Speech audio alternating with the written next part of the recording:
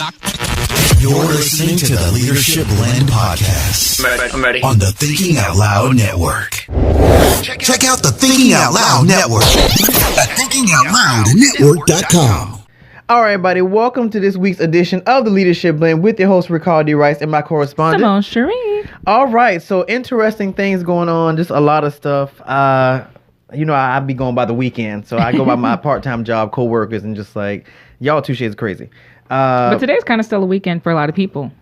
Oh, that's right, because it's Day. President's Day. Mm-hmm. So, yeah, everybody can kind of get that going. So what do we have on the rundown for today? Yeah, so we have more 2020 updates. It was a big news-heavy weekend for the Democratic 2020 race. We keep calling it the 2020 race, but it's almost just the Democratic presidential race. But there have been updates there. There's updates on those poll numbers. So we'll get into that election a little bit. We'll do another update on state politics because the presidential preference primary is coming up. Georgia does have new voting machines, and there are now updates because those have been delivered. So we've got kind of like first reactions. There's been some mock elections all around the state. People having issues with some of the machines, other people who are really excited about the new machines. So we'll talk about that a little bit. And then you have a really interesting article, right, about online dating fraud. I have a lot of interesting articles. I was like, I cannot believe some of these things are actual thing. But yeah, these are things. So we'll get into all of that. Do you want to start at the top, work our way down? Mm-hmm. Okay. So first thing, let's talk about 2020. Let's talk about updated poll numbers. So first we'll start with our current president because this is some good context for us. So presidential approval ratings are traditionally always between maybe 40 and 50%. Like 30s is considered low, 60s is considered high. So that's where the president usually falls. Today, our current president is at 45% on average approve of our current president. So just kind of use that as context for looking at these poll numbers. Right now, we have Biden as, according to the lead, by 538, according to their poll. He is number one, according to Rasmussen, and he's number two. Him and Sanders are tied, according to CNN. So we've still got the same two contenders going back and forth, depending on which poll you look at, as being number one in the presidential race. 538 has Buttigieg at number two in their spot, which I think is a really big jump. Okay, so what is this that we're looking at? Like, what is this in particular? Because, last week it was a whole different dynamic. So what is this exactly? I think this is kind of a result of, so the debate was a couple of weeks back, but I think there's been a lot of press that's come out since then. Joe Biden was on The View. Buttigieg was doing media over the weekend. I think right now what we're seeing is, in between these debates, candidates have to do two things. They have to raise a lot of money, and they have to maintain a lot of momentum.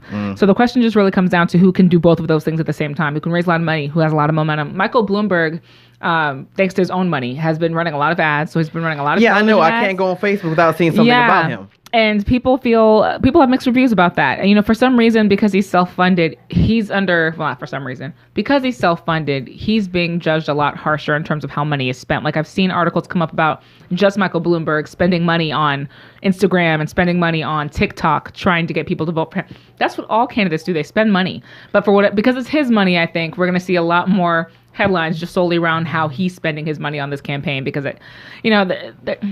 I think for voters, there's something that feels a little bit less democratic about it. Like, they feel like they want to be able to contribute to your campaign. And so you contributing to your campaigin is essentially you. Well, you said this last week. You believe that it's just. I was waiting for you to get. I was waiting for you to get to it. Like, I guess I feel like there's a silver lining to that, is that you're not taking people's money. I don't know. I guess I think there's more than one way to look at it. Let's not forget what he's running for. Mm-hmm. He is running for president of the free world, which means he will be the president of all ethnicities, all diverse groups in the United States. Yeah. So the concept that you can just jump into the race with your own money and kind of do what you want to do because nobody's really been contributing to a quote-unquote campaign is the outright example of white privilege. And I never would say anything like this, but he is a blooming example of what we talk about when people say white privilege. I've never seen a good example. Well, I've never seen a good example, but this is one. I think where this may be interesting is there's going to be some states where he's going to do better, like in Georgia, according to the Georgia Democratic Party. Or WSB-TV. This is WSB-TV poll. Bloomberg is number 3. So he's right behind Biden and Sanders instead of Buttigieg or Warren or somebody else. So it's weird that in some states, his strategy and him not taking from the taxpayer, I guess, in a sense, is a good thing. Technically, it's voluntary dollars, but it's funny to me that he's doing so well, at least in that respect, and that people are noticing his ads. I mean, you want to get noticed. That's what you don't want to do if you're running for president. You don't want to fall behind. You don't want to disappear into the ether and have people wondering if you're still running or not. So, I mean, he is at least managing to do that. So this does not reek of white privilege to you at all. This is not reek of white privilege. He could be any color. I mean, Andrew Yang, but he's not. Let's be very clear about this. There's a lot of billionaires. There's a lot of wealthy people. Bernie is very wealthy. He could be self-funding. Oh, Bernie has actually taken the time to actually put in the work. But he could self-fund if he wanted to. But he does not, because he knows it's not a good look, and he knows how it would, the perception of it, which is exactly what we're seeing with Bloomberg. I have a huge problem with this. Like, I have a huge problem with this. A huge problem with this, because I'm like, when you can be a billionaire and actually come into a game at the last minute and fund yourself and kind of do what you want to do, that's a problem for me. So what does that look like when you get into the White House?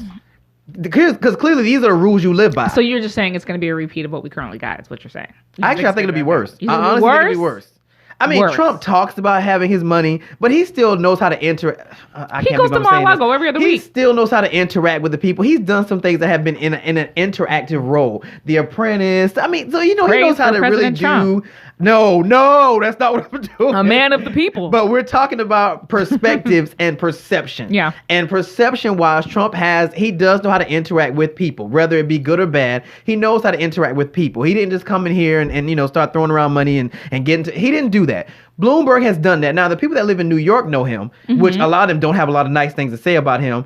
I don't know a lot about him. So for him to just come in and not have done the work like the rest of the candidates have been doing for the last, 8 to 9 months, I don't think it's fair. I think it's a blatant example of white privilege, and I have a problem with it. And a lot of these ads that I'm seeing have now become ethnic geared. So I'm seeing a lot of ads that are geared toward black folks. Oh, I'll support, black businesses and blah, blah, blah. Sir, you have not been on one debate stage with any of these candidates thus far. No. So how am I supposed to take you at face value at this point?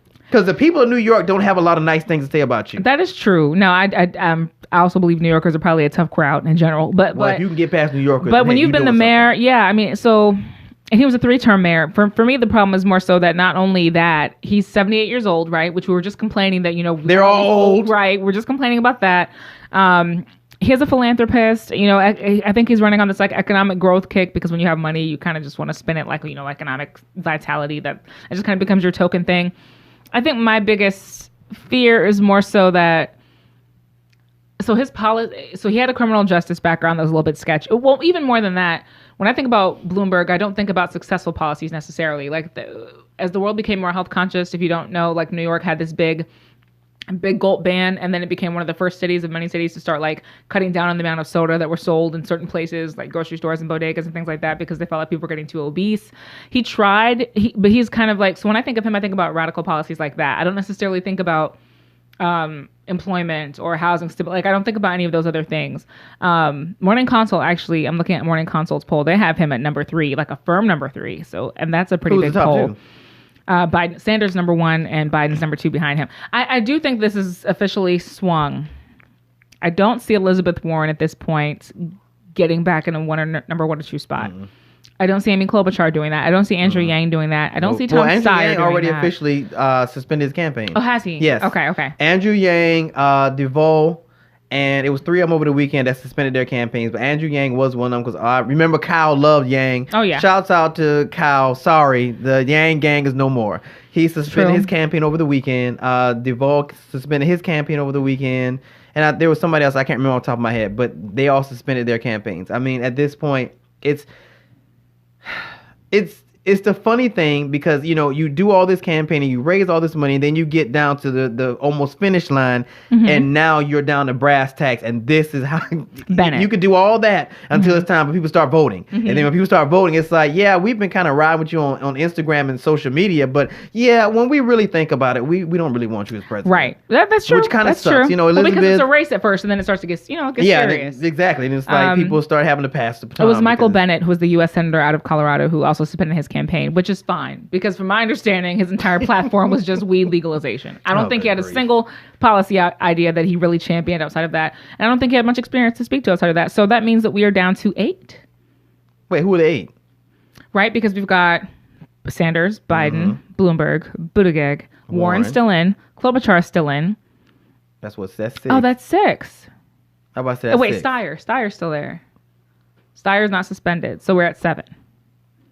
Don't shake it. We're just saying technically who has bowed out of the situation right now. At this point, this is like, what are we really? Okay, if you're okay to all my candidates, sir, madam, if you're not in the top 4 by now, then you're probably not getting there. So let's just go ahead and suspend the campaign and stop dragging this further, because it's February, fastly approaching March, and we still have 6 candidates just kind of hanging in the wind. Yeah, this can't be it. This can't be it. So whoever, madam, sir, if you're not in the top 4 by now, just go ahead and let's just call it quits and go ahead and throw your people behind somebody else. Yeah. Because we got to get this down. This is a big month. That like if you can claim momentum in this month, they really think February is the big month, because if you think about it, there's only... What, because the love month? Well, no, but there's like 6 months left. There's really only 6 months left after February. And then it's basically voting time. Well, no, 8 months. I mean, then it's voting time. Let's be clear. The reality is... You think it's been important? It's been the wire for the last year. Let's be clear. The actual candidate really needed January to November to really build something, keep it going, and really make it fire the last 3 months. That's the actual nominee. We ain't even gotten to that place yet. True. So, I don't see us getting there by March. So you're talking about maybe April that we actually will have a clear candidate. That's only April, May, June, July, August, September, October. And in the last 3 months, you needed to really be on fire. Yeah, I agree. And that's when there's going to be a lot of stuff coming out. Yeah. And by then, Trump is going to really kick in. Mm-hmm. So we've set whoever is going to be a nominee up for failure. Let's be very clear about that. Whoever the actual nominee is going to be, we have set you up for failure. I am sorry that this has happened to you, but unless... Actually, at this point, whoever is the nominee might need to have a lot of money, because you have to really go hard to really get a momentum going once these other idiots clear out the field and it's just you. So like I said, I feel like we've set the Democratic nominee up for failure, and good luck. I can't even say anything else but good luck. Like, you're going to have a hard way to go, because, you're fighting your own people right now. When your people are gone and it's just you and Trump is going to come down like a hammer. And... yeah, I good luck. All right. Good luck. Let's move to the state, to state politics really quickly. So Georgia has a session that's only about 40 days. It's supposed to be 40 working days, and usually that lasts from like the second, third week of January until early or mid-April. Sometimes it goes a little bit longer, but usually it's early to mid-April that the session is out. So, and Georgia has it in its constitution that they have to pass the budget. So the only job, not the only job, but if nothing else, that's essentially what our legislators have to do, is that they have to pass the budget. And that makes it very tough. It's the only thing that they're required to pass, which sounds like a very sound idea, like a very fiscally sound idea, but it makes appropriations, which is the appropriation of money, as it sounds, it makes that committee very powerful and very important. Because appropriations has to meet, they go over the governor's recommendations, they talk to the heads of all the different agencies, and they look at the budget. So that's your education budget, corrections budget, health budgets, the court systems. I mean, all of that money for the entire state, where the revenue is coming from and where it can go to. The governor lays out a plan, department by department, what he thinks should be cut, what he thinks should be added, what the rationale is, how that fits in line with his strategy. The governor's got a very clear strategy in terms of the state. He wants to focus on public safety. He wants to focus on education. He wants to focus on mental health. I mean, that was a big piece of his mental health and safety as well. So it's all under the public safety umbrella. But there's some very controversial cuts coming. He's proposed a $27.5 billion budget. So he's proposed a cut that is about $500 million. So the idea is Georgia has been there's been 9 consecutive years of economic expansion since our Great Recession in Georgia. So the governor's budget is about being conservative and paying attention to the fact that while we were planning on growth, we didn't get quite as much growth as we thought we would get. So there's about a 3.2% rate of growth. A lot of the expenditures that the governor says that were a part of the budget before were based on the idea that we'd have more growth. So he's saying we're not in a recession. He's saying we're not declining, but we're not having as much growth as we thought we would have. So he's saying that this is the reason that we need to kind of scale some of these things back. A big part of his campaign as well was proposing teacher raises. So he wanted a $3,000 a year permanent pay increase for Georgia's teachers. There's 115,000 certified teachers. That's going to cost $483 million. So he made that promise and wants to keep that promise. That's at the top of his priority list. So just to clarify, his earlier promise was to raise salaries by an overall $5,000, and he thought he would do that incrementally. So he's already got $3,000 to be clear. So he's got another $2,000 that he's got to find a way to allocate before his term is up, because he promised $5,000 total. We've got $3,000 so far. That's cost $483 million. So now we're pulling this money from all these different departments. About 95% of the new money in this budget is going strictly to that, strictly to teachers, strictly to state employees. Which is, I mean, how about to say, is that really the best place so, for all of it, the bulk of it so, to I mean, go? we just had the doctors here talking about how important it is to retain teachers and how difficult it is to retain good teachers And principals. And principals, yeah. So that includes all state employees. So I also think they're talking about principals. I think they're talking about educators in general, as long as we're focusing on public institutions. So there's a $71 million revenue shortfall reserve from the previous year. That's still there. It's kind of considered like a rainy day fund for the state. That's something that we think is very important and very healthy. So our savings account is now about 10% of our total revenue, which is really, really high. A lot of people have kind of proposed that we use some of this rainy day funds. We don't have to cut so much from all the other departments. That's that's a controversial initiative to put forth. But basically, last week there was and actually today as well, there were no committee hearings, right? So none whatsoever. Not the Judiciary Committee meeting, not the Education Committee meeting. That sounds unusual. Why? Well, appropriations has to get done, right? And so the sooner they get that done, the sooner they can focus on everything else. It's very difficult. Oh, so everybody's waiting on money. It's very difficult to legislate around money, right? So it's like they can have the conversations, and it doesn't mean that you don't want to make sure you can count your votes, but at the same time, you can't really move on them because there may not be the money there in the first place. So I followed the criminal justice reform really closely, obviously, and I do remember a couple of committee meetings where there were cuts. There are cuts expected to come from the Juvenile Justice Department, about $19 million coming just from juvenile justice. So there's a bill right now, House Bill 440. It's about raising the age. So that bill basically says that at the age of 17, we will no longer put juveniles in adult prison. That's a bill that's been proposed in the state of Georgia.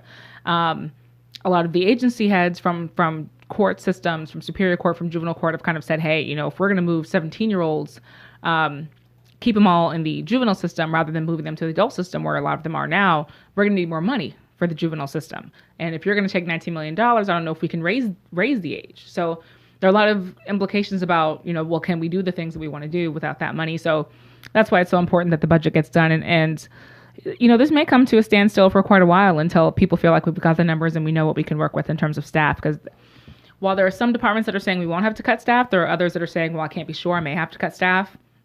A lot of these departments, too, have vacancies in the first place. And so maybe they were planning on hiring so they could be a little bit more efficient. Well, they can't hire. The money's not going to be there to fulfill that person's salary. The more I hear this, especially when we talk about prisons and juvenile justice, I just see like these prisons with no guards. And I just see them, just turn into absolute chaos. And it makes me nervous. Because I know I'm from South Carolina, shouts out to South Carolina, and I know that correctional officers are always, that particular position is always needing to be filled. Mm-hmm. So that, in my head, I'm like, okay, well, let's say that a prison floor is supposed to have 10 guards and you only have 5. Right. So what does that mean? Yeah. So what does that mean when you only have 5 guards? You're supposed to have 10. Twice as many prisoners per guard, which makes them very fearful, right? I mean, there was just a huge lawsuit in Mississippi, and Cobb County has actually just been hit with a lawsuit because 8 prisoners have died in Cobb County Jail. 8 inmates in the last 12 months. 8 people.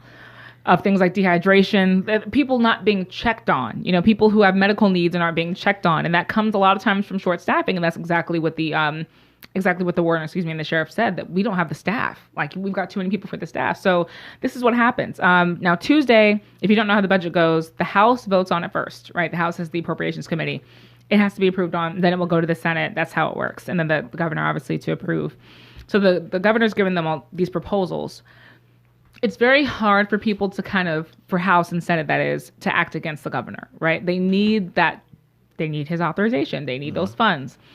Typically speaking, they're kind of stuck in terms of, unless they're all united, a lot of times they're pretty much stuck on what the budget's going to be. So the House should vote this week. Joan. The House will probably vote tomorrow or early this week.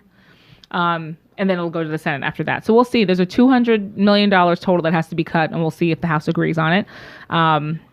But if not, then we're going to be in appropriations for a little bit longer because the legislators definitely need something to legislate around. So, I mean, again, this just makes me very worried, and it makes me kind of concerned because I'm just like, again, you think about all these vacant positions and, they're not filled as is. So now you're saying, okay, well, Now we're never going to fill them because we don't have the money to fill them.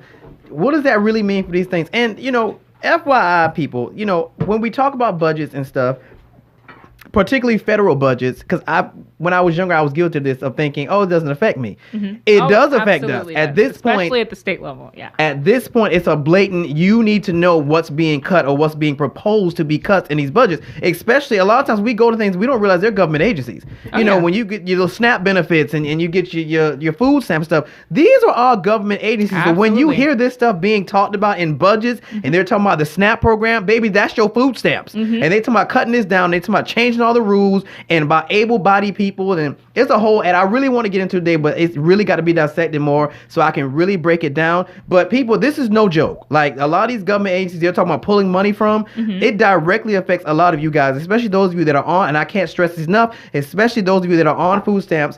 And that doesn't just go for people with kids. That also goes for disabled. That goes for the elderly. All this stuff will directly affect you. So now is the time to be vested and start listening to these candidates. What are they standing for? What do you stand for? What are you talking about? What is your platform? You need to know, because whatever person we put in the White House, be it Trump or whoever, this is the stuff they have to decide on. Another thing that's important, I think we should underline too, is Department of Revenue, right? So the state taxes that we get, I don't know if a lot of people unfortunately do receive big tax refunds. It's devastating. Oh my It's God, poor financial planning, but they do. And the state is slower and slower. You can get slaughtered for that statement. That's what it's horrible, and we should get into that a different day. But the state is also can be increasingly slow in getting those done and getting those back to people. I think it was either last year or tax year 2018 where the state said that they would need as late to June to get some tax refunds back to Georgia taxpayers if they're expecting a refund of over like $300. That could get longer and longer and longer if they're not able to fill the jobs that they have to fill. They're a state department. They require the state's money to function. So, well, the scary part is, because like I said, I have a part-time job where I work, and they all got these huge tax refunds, and now they're just like, oh my God, I love Trump. He just got me a big tax. Okay, baby, let's look at this. Now, you getting a $9,000 return, which you've already spent a good fraction of it. I would say a good 50% of it trying to catch up on bills. So that leaves the other 50, which you're not going to save. You're probably going to splurge and go on some kind of vacation, and then you're going to fall back on them food stamps. Now, that's cute, but when you go back to fall on them food stamps where you're used to getting $500 a month and now you get $100, yeah. Bring your coworkers here. I'm tired of hearing about these coworkers. You need to bring them here. We all need to speak to them. I just listen to their conversation. And honestly, that's how I set the precedent for what we discuss. Because I really listen to them. Because they're everyday people. So I listen to their conversation. I'm like, you don't have a clue about what's really going on. And this tax return thing, like one of my coworkers got, of course, she claims somebody else's kids. She got like $9,000. And she was in heaven. She was like, I've never gotten as much money back. Thank you, Trump. And I'm like, baby, oh my God, this has very little to do with Trump. And we start a whole nother conversation. They're just like, oh my God, I didn't know that. I know. So I need you not to get excited about things that are very short term. Because you're going to have long-term issues. We need you to invest is what we need you to do. Don't give the government free money. This is devastating. Do we have time to cover online dating before we move on? Because I really want to hear about this article.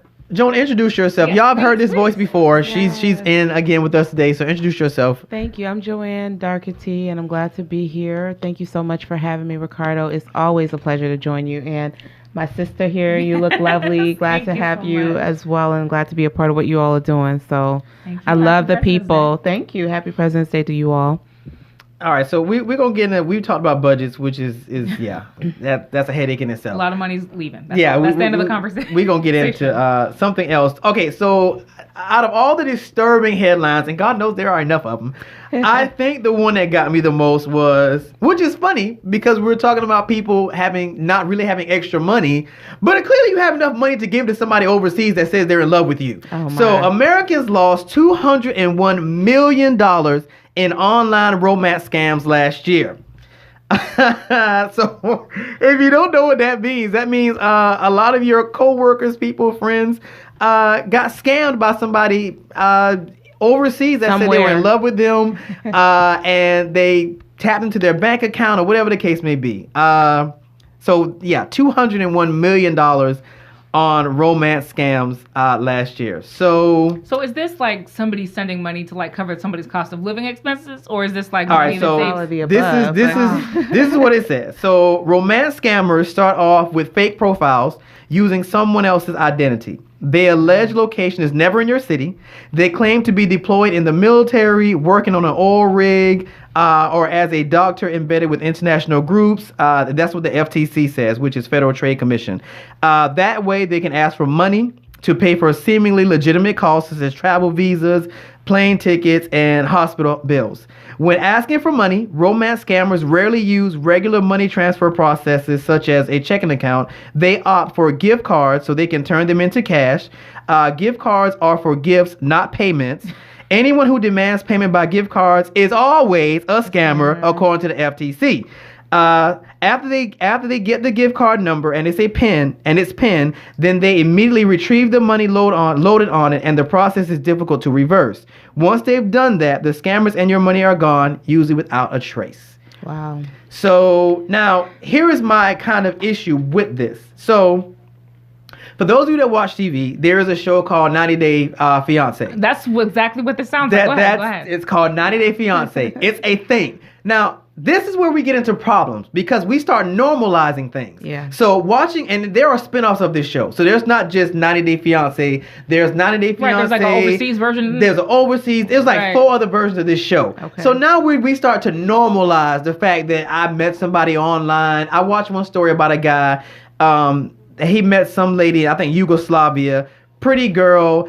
They had been talking for 5 years. They never met. Every time they were supposed to meet, it was something come up. Kind of like they catfish. were only it was kind of like, it's like an abridged version of catfish. They were chatting and video chatting. Now, the thing that got most of us was when she did the videos and sent them to him, they were never his name. It'd be like, oh, baby, I can't wait to see you. Oh, baby, you're handsome. It's never, I can't remember his name. It's never like, hey, George, I want to be with you. It's always, oh, baby, I love you, blah, blah, blah. Mm-hmm. And I'm just like, at this point, where do we draw the line to say, okay.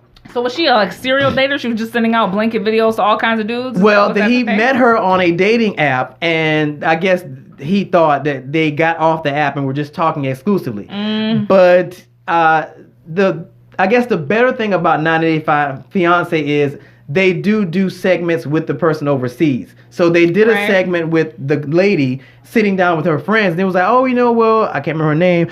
Well, how did you meet George? She was like, well, no, George is, George and blah, blah, blah. And I'm just like, okay, so, every time I watch these, the person overseas is playing the hell out of whoever is living here. Every time I watch it, they're just like, it's a check. The scary part about it is, unlike catfish, they usually do meet up somewhere, and sometimes you do see a lot of success cases. So again, it kind of normalizes it to say, okay, well, you can really find this kind of romance, and but these are anomalies. This cannot be the status quo, because if it was, you guys, family members, cousins, friends, would not have lost $201 million on online scams. It's like, that's a lot of money. But again, we gotta start normalizing. We gotta stop normalizing things, because when we normalize them, then people think this is a way of life, and maybe I can find love. And I'm not saying you can't, but the likelihood is just not high. There's a lot of stuff that goes on behind the scenes, and we see that side about the loss, but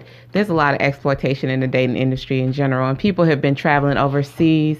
You go to the Caribbean, you go to African countries, you go to different places, you see older people getting their groove on with younger people and exploiting that way. And so I think that this is just a new medium. It's been put on blast, unfortunately, but hey, that, there's, you win some, you lose some. And I'm not saying that it's a good thing to normalize it, but I'm saying it's a symptom of something greater that's going on all over the world, whether it's Thailand, whether it's Africa, whether it's, Brazil. Think about that image of how many people have been going to Brazil forever.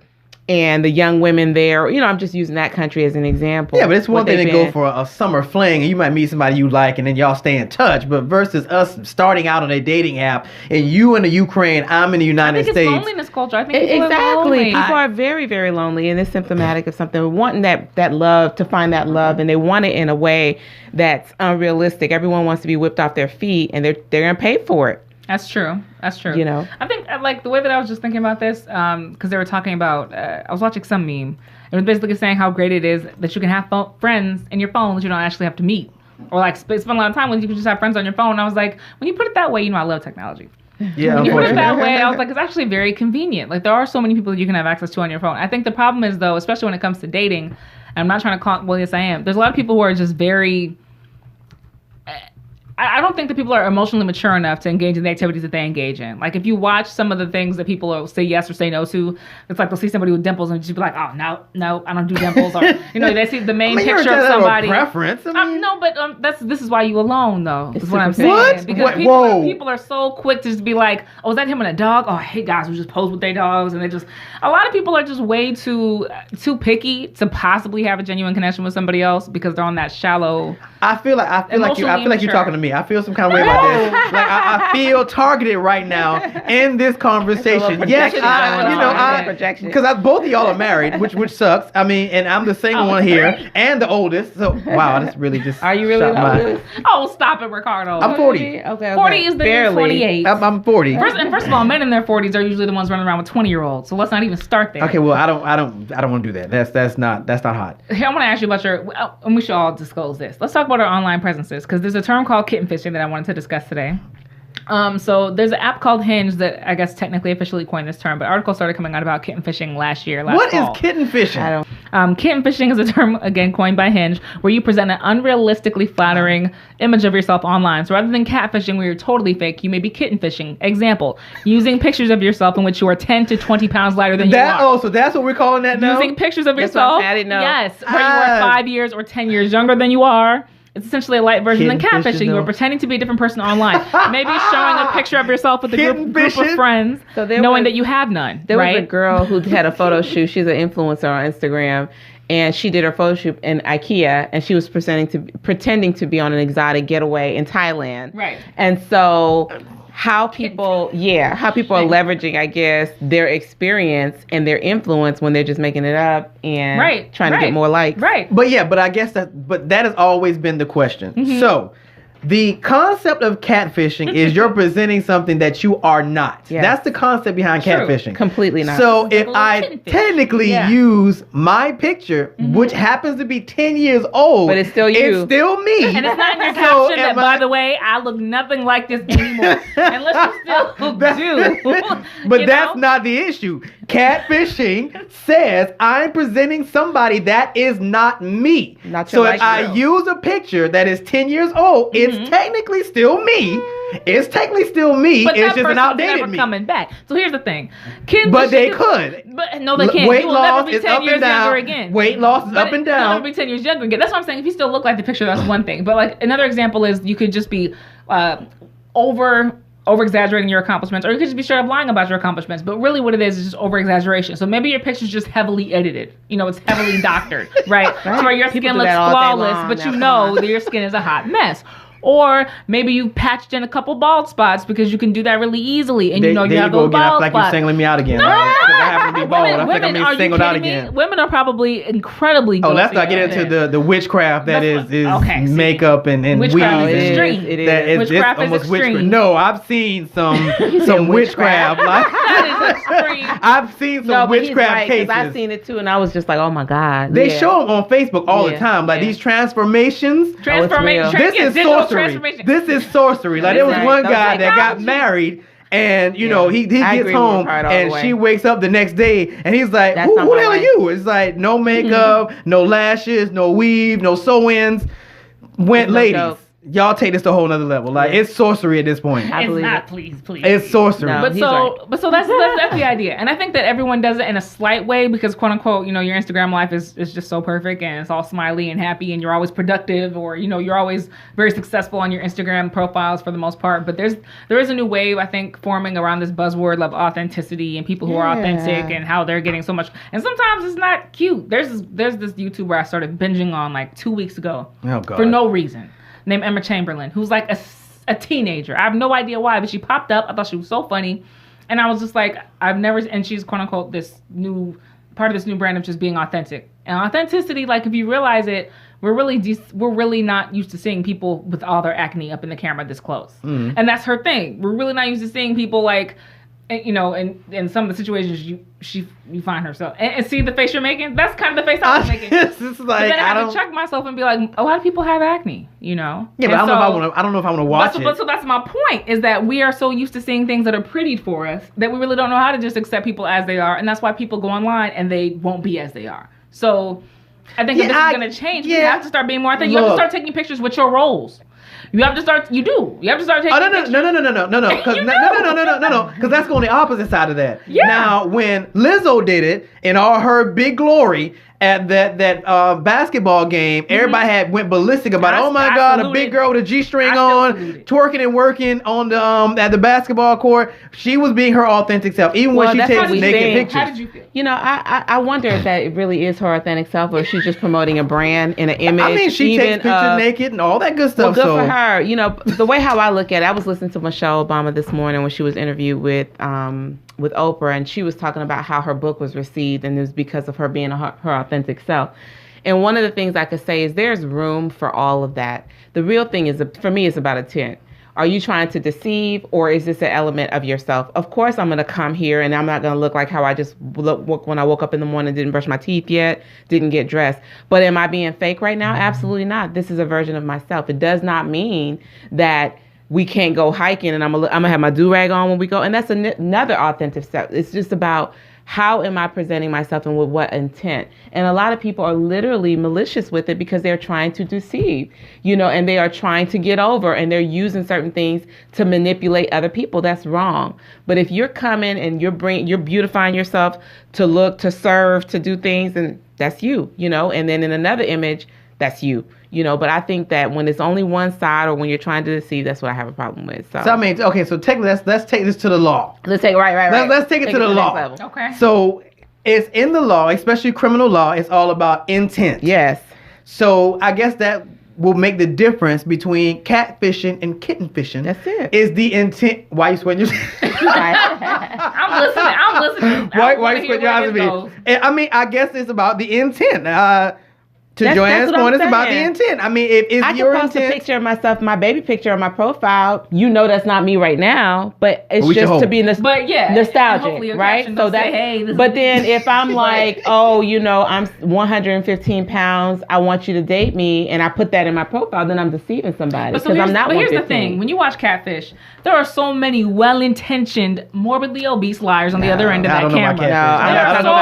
If you ask them, they swear this was me. This was real. They know better. We connect. Okay, but see, now you're saying that's lies. But how you gonna tell somebody they're lying when they're telling you their intent? They're lying. But if the person's intent, what I'm saying is, you can judge intent, but you don't know intent. Well, technically, Lizzo says that her intent was just to have a fun time at her game. But technically, if we go by the steps that are taken to fuel the intent, so if you intentionally go to somebody else's profile and because that's identity theft. That's criminal. That's identity theft. If you go to somebody else's profile, take their pictures, put them on your thing, and use your name, that is identity fraud. Yeah. So your intent, for all intents and purposes, you're wrong. That's wrong. That's wrong. Okay, Actually, so that's a criminal offense.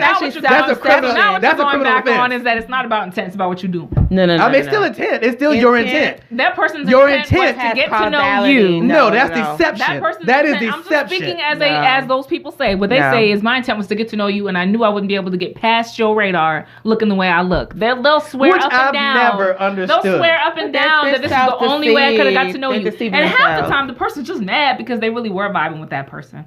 And they really just are disappointed about what that person. A lot of times they feel hoodwinked, completely bamboozled, and all that connection and spark is just lost. And then it's like, okay, well, but you were vibing with that big person, so maybe you should just be with that big person. I mean, but look, they don't want to do it. We do not. So then I feel bad because I'm like, okay, well, they were wrong for lying, but you just proved that you're shallow. No, I don't like. I don't think it's shallow. It is not shallow to like what you like. Now that's all this. That's to me shallow. That is shaming.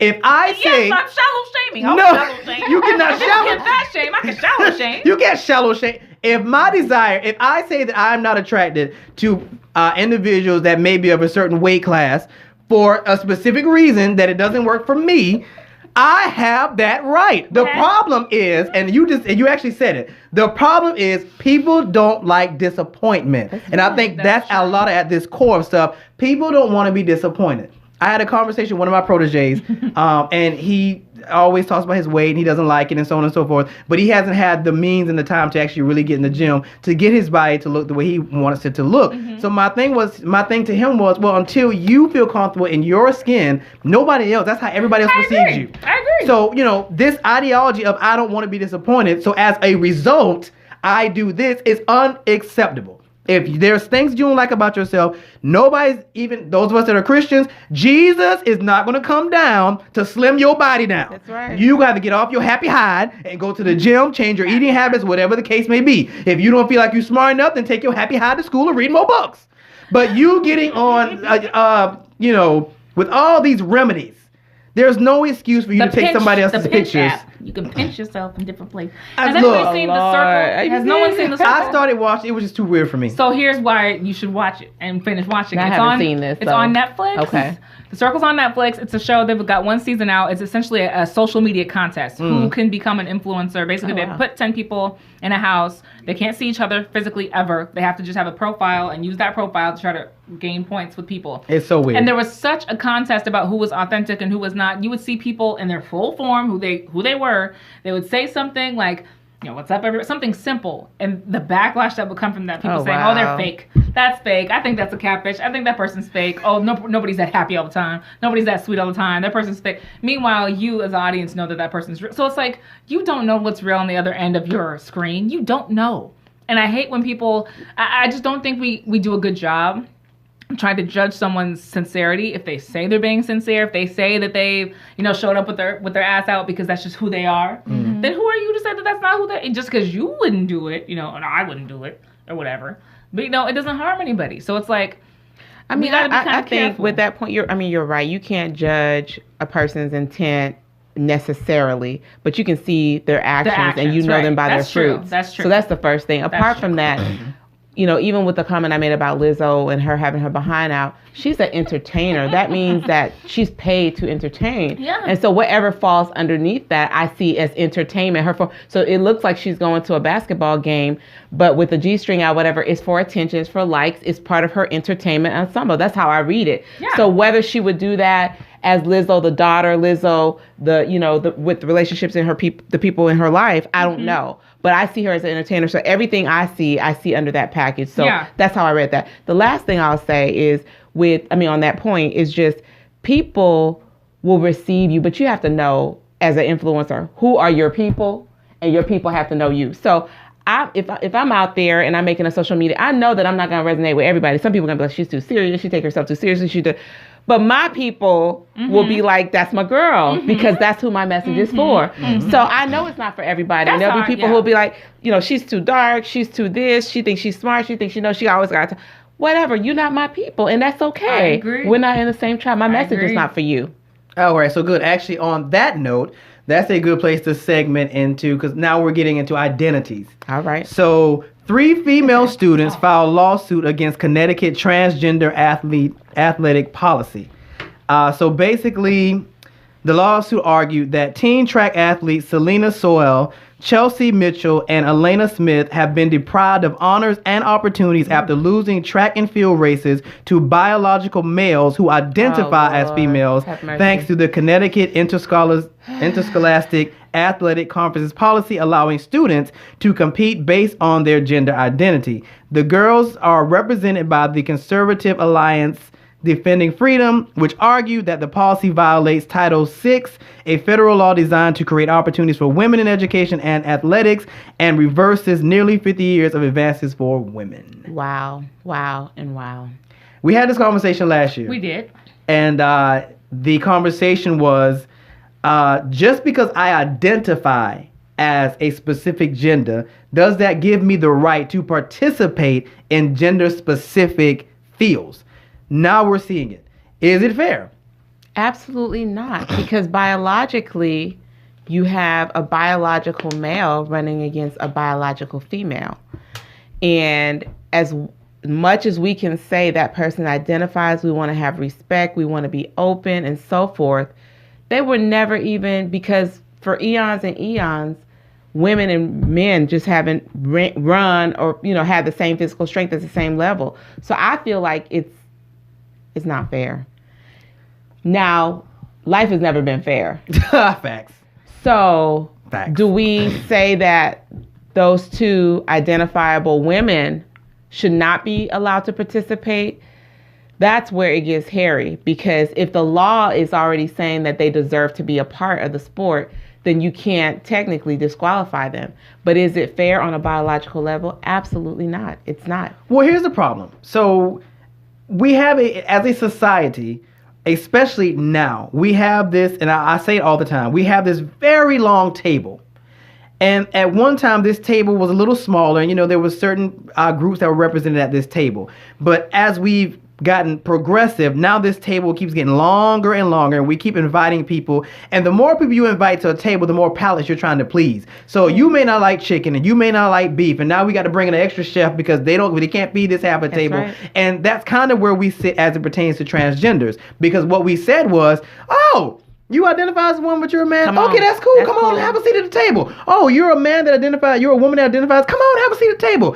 Without doing any research, without deciding how that's going to affect everybody else already sitting at the table, we just said everybody come sit at the table. We'll just bring in a bunch of other chefs, and we won't have to worry about it. Nobody thought about the back end, and of course, this is an example. This is just an example. Nobody thought about. That's exactly my point. Nobody thought about the kitchen staff. Examples. Nobody thought about the kitchen staff. So when you bring in 5 different chefs, and these chefs say, well, I need a different type of fryer, or I need a different type of stove, or I can't use the ingredients that are in the kitchen, even in the back end, you still get a mess. What do you think about the front end? So here we sit now saying, okay, transgenders, whatever you identify as, you can participate in. So if I'm a man that identifies as a woman, I can participate in woman-led athletics.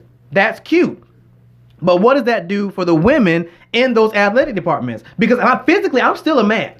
Now, I don't know, and I have to do some research on if I start taking hormones, estrogen and stuff, how does that change my makeup? That's the key of this whole argument. I don't know how that changes your makeup. Because even between women, there are different testosterone levels and different estrogen levels. And I do think that it's pretty scientifically clear, I think with the exception of a couple sports like swimming and endurance running, testosterone is an advantage in sports, and pretty much all sports across the board. But even woman to woman, there are different testosterone levels. So the question is, where do you draw the line?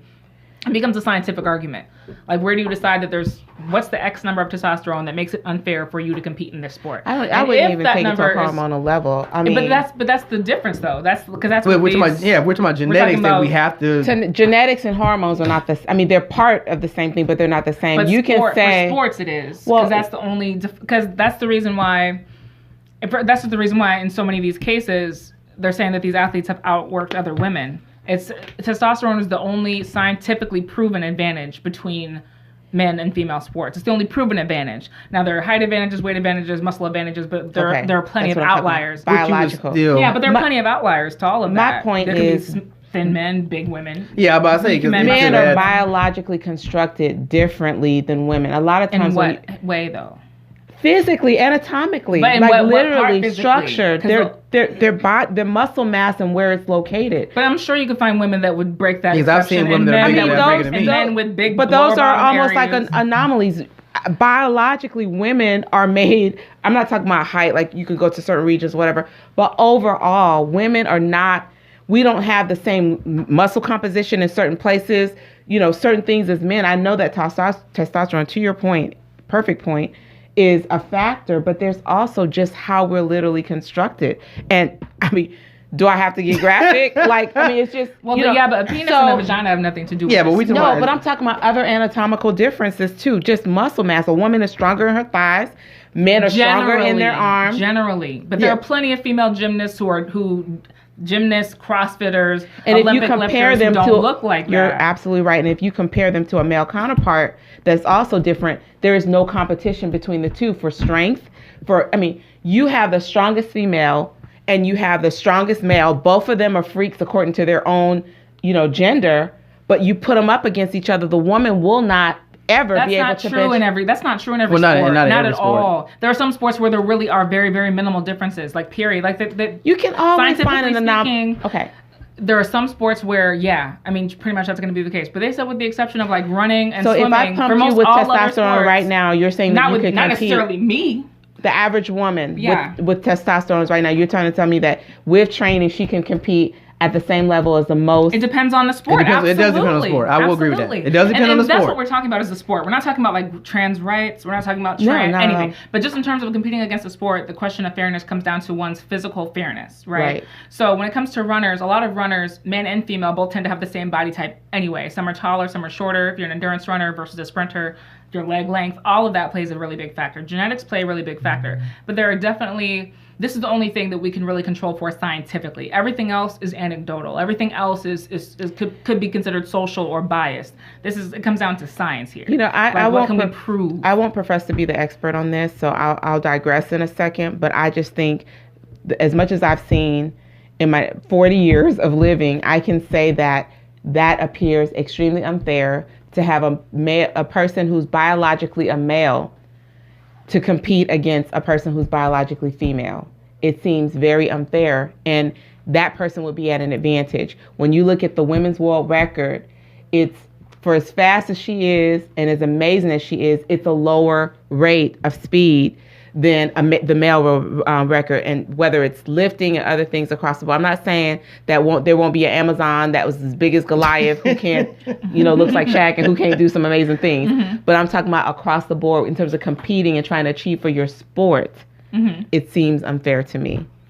I mean, I guess my question with the transgender community is, there seems to be an issue whenever society says, okay, well, we'll create something for you.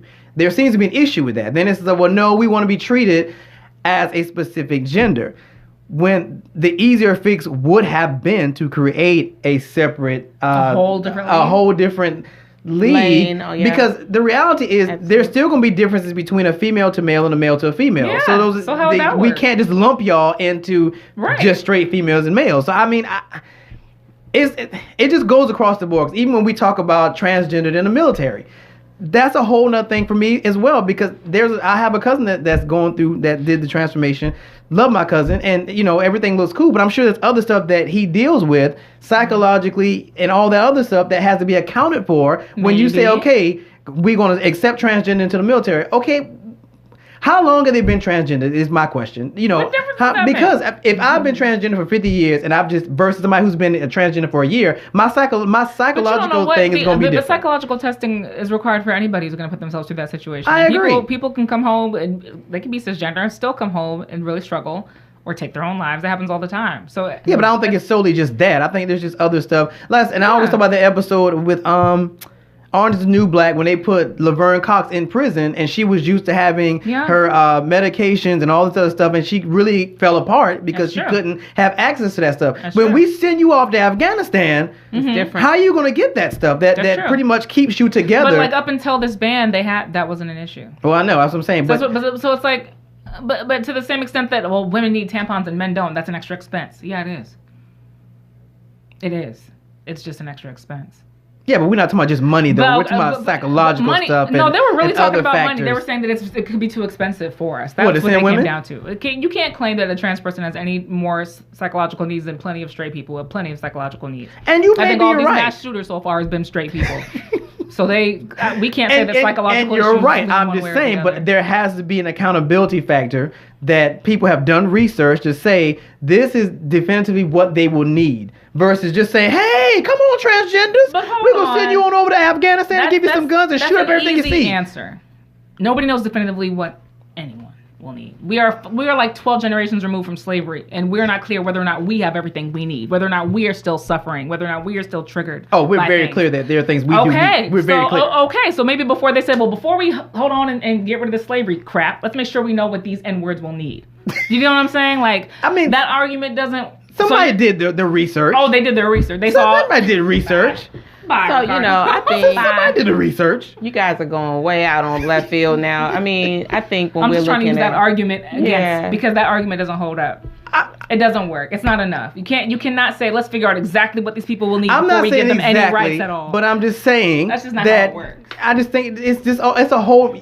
We're talking about a group of ethnicities.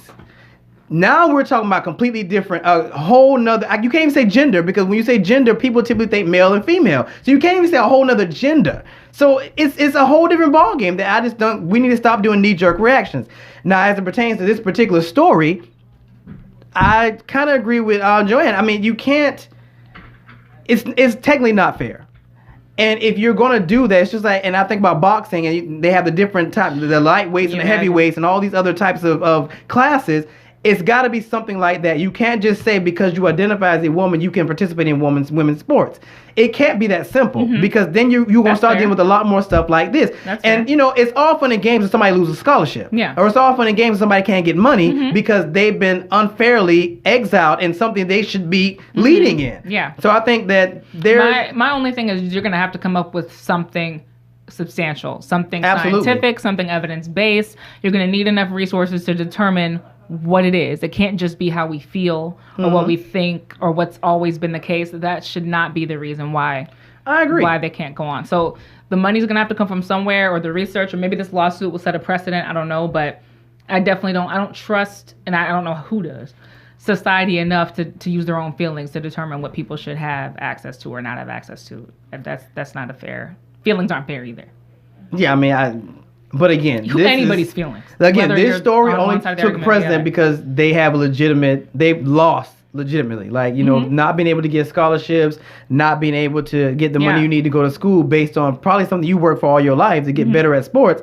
Yeah, we got to come with a better formula. It's something to think about because the implications are greater even beyond sports. When I think about SEC football and, I think about who has access to what. Like, look at the sport. What if we have transgendered males represented as the first female? I mean, transgenders who are biologically a male represented as the first females playing football. Is that from ethical or, how do you say it? Record-breaking standpoint? Is that a true statement? I mean, think about that. I mean, the way how traditionally you look at things and how we look at things in the new era that we're in with new definitions, new possibilities for human rights. So there's a lot of implications for this, and we just have to really think about how we treat people equitably on all levels. Well, I mean, and this conversation is not going to go away because, right now we have Pete Buttigieg, who is a gay man with a husband. So if he wins, there's not a first lady, there's a first man. Yeah. I still don't get what are difference that makes. I don't know why we keep having this conversation. First lady for who cares? It's a whole different ballgame. How does he need to have what? Do I even need the to room break? has to be on a First different of all, side of the room. Like, do what I difference does it need? make? No, I'm outside of just us. You have to look at how. Walls a different color. Oh my God! I You got to just look think at the way. Okay, case in point. You gotta have. We already have a strained relationship with places like Afghanistan and Saudi Arabia, who are to the point they will put people to death for homosexuality. Oh, yeah. Now the leader of the free world has a husband. Yeah. You don't think that's gonna change the game? I don't think America's in the business of stooping to the levels of hate in other countries for the purpose of doing. Well, it's not about being hate, but we still have to have. We still have to keep that in mind moving forward. How will the world feel when you have two men and one happens to be the first man, not the first woman? Like, Look, this is a whole different ballgame. We had a black president, and we still do business. You know what I mean? We still do business with a lot of Really? people are gonna be upset. We're not in the business of bending over for the sake of people being, no pun intended, for the sake of other people being upset. That was a bad family analogy. pun, yeah. I'm just saying, it's something we have to really think about because it's not. Unfortunately, for all intents and purposes, we still You are the bigger person. You just are so dumbfounded by the first man idea, and I just don't get why. I'm sorry. It's a whole different ball game to me. Having a first man versus a first lady and their roles. Now, I mean, if he wants to go around decorating stuff, kissing babies and shaking hands in the White House and doing musicals, and I absolutely go think for that it. it's a big deal, and I think It is. It's not only is it a I don't know why big you keep deal, but minimizing it's it. unprecedented. Because it doesn't change anything for me. Like I said, it doesn't change For a you. dang thing. I mean, for who? Like, who's gonna wake up later on Wednesday than they would have otherwise if there's a first man? Like, who's gonna catch the flu? Like, what cloud's gonna fall from the sky? Speaking of the It's flu, just not gonna make a big difference. Speaking of the flu, the coronavirus. Yeah. On our Big last one. note, we gotta go. Wow. The latest update is some countries are working to evacuate passengers from the Diamond Princess cruise ship that has been quarantined in Japanese waters since February 3rd. The They're problem on their way is to the US. there are at least 359 people on board who have been diagnosed with the virus. The U.S. has already begun evacuating some of the more than 400 Americans on board with the understanding that they will undergo a mandatory 14-day quarantine once off the ship.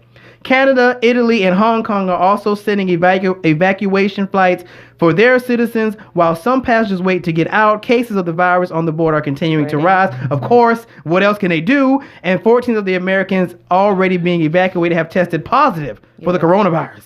The virus has killed 1,775 people so far and sickened more than 71,000 worldwide.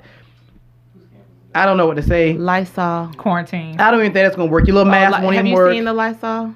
I mean, does it say specific for 99%? coronavirus? It does indeed. Oh my God, I'm done with that. on that note. That's a low, No, but please look at your bottle of Lysol. that is a marketing campaign in poor taste, Lysol. Shame on Lysol. No. I mean, It's been look, there if for it's years. now It always covering, say coronavirus? Yes, it always did. apparently somebody did circle it in the ingredients It on the always back of the has. bottle. Apparently, it's been there. We just But never knew. It's always been there. But I guess I was trying to make some lightness sure you of do. it. So in your house, make sure to keep your hands washed. Don't touch your face like they say. But I mean, I think the bottom line is it's just showing how interconnected we are, Lord, as people, because we see ourselves as like, oh, we're in America. The things we do don't impact this group. It's very, very scary that something that will happen in a little province called Wuhan is now on everybody's mind. You still can't believe on This was here. But here? Where? It's on the West Coast? somebody really. East Coast? Because it's already here. Well, she's there were talking about the fact that it's isolated in the stuff we already have been using, that it's in the ingredients. Yeah. Well, no, these new cases. Oh, I don't. I saw the cruise ship. Was it on the East? How close is No, it to here? they've How had- close is it to here? I don't. It's on the East Coast. East and West. They need to cancel travel. They Well, need to they're cancel trying. everyone's travel. What they're trying to say is, from what I keep reading, it apparently travels with Chinese people. That's what they keep trying to say. Because You one better be person, careful saying that. that's what they're saying. That Because started lots of xenophobia. I'm saying because they said that one visitor went to France and had it, and now it's in France. That's what they're saying. I don't know how true it is, but that's what they keep putting out, that it's traveling with them, and that's why they're the heaviest on that particular region of the world. Now, I don't know. Please do your research, because, again, now... Every time I hear about it, it's travel related, it's cruise related, it's flight related. I just think... they're saying it's traveling with people. transportation. It started. It's not. But it's traveling with people. They're saying it's traveling with a certain... So the type of people. Wuhan virus true. was. I'm telling you what they're saying. Y'all listen now. The Wuhan virus it came out in Wuhan, but Wuhan. Where's Wuhan? It's a province in China, but it's also a site where they do biological testing. So it's like the Area question- 51. The question is, was it let out on purpose? Was it accidentally let out? What went on? And yes, it was with the people, but it's not just because they innately were Chinese and so no, it was somehow exposed in that area. So now we live in Resident Evil, because that's how Resident Evil started. I don't even know the story. Here's the thing. So now these people, the doctor tried to alert, the doctor that Yes. ultimately died, tried to alert people, say, hey, we're noticing these cases, these symptoms is very symptomatic, close to the flu, but people suffer from respiratory, they fall over, they die, so forth, and it's very deadly. It's higher rate than the flu. My point is, these people were starting to travel all over the world. They didn't even know. So there's outbreaks all over the world. And it's not just with Chinese, because they didn't know in the I beginning. didn't say this. So, I'm saying what I read. no, but I'm just trying to tell you, it did originate. You were right. It did. And But what it's you not read just is a Chinese accurate. But disease. because it's already say spread that. all over to Australia, to this place, because Chinese people are citizens of the world. So some people, it was around the Lunar New Year, people were going back to see their family, and then they were coming back home. People went on. So it's everywhere. I'm not going nowhere. So basically, if you've been to Wuhan or in contact with somebody from the Wuhan area, Providence, you might be a candidate. That's correct. All right. We just want us to be careful, because there is a generation of us, especially, of lots of people, but especially among our own culture, that can be very conspiracy prone, and we can sometimes be a little bit irrational about things like this. Ricardo, I'm just going to This say isn't a conspiracy. I feel This like was you- real. some of us can be a little and then we started doing the rational thing. I was just watching videos the other day on CNN during New Day. Allison Camarada reporting on people just attacking random people who appear Asian this to is them foolishness. because they Yeah. believe that this. So, and we can't do You that. attack the person, you might get it. That don't even make sense. So just leave people alone. Like, yeah. And on that note, we will see you guys next week, same time, same place, on the Leadership Blend with your host, Ricardo D. Just Rice. love everybody. You're listening to the Leadership Blend podcast I'm ready. on the Thinking Out Loud Network. Check out the Thinking Out Loud Network at thinkingoutloudnetwork.com.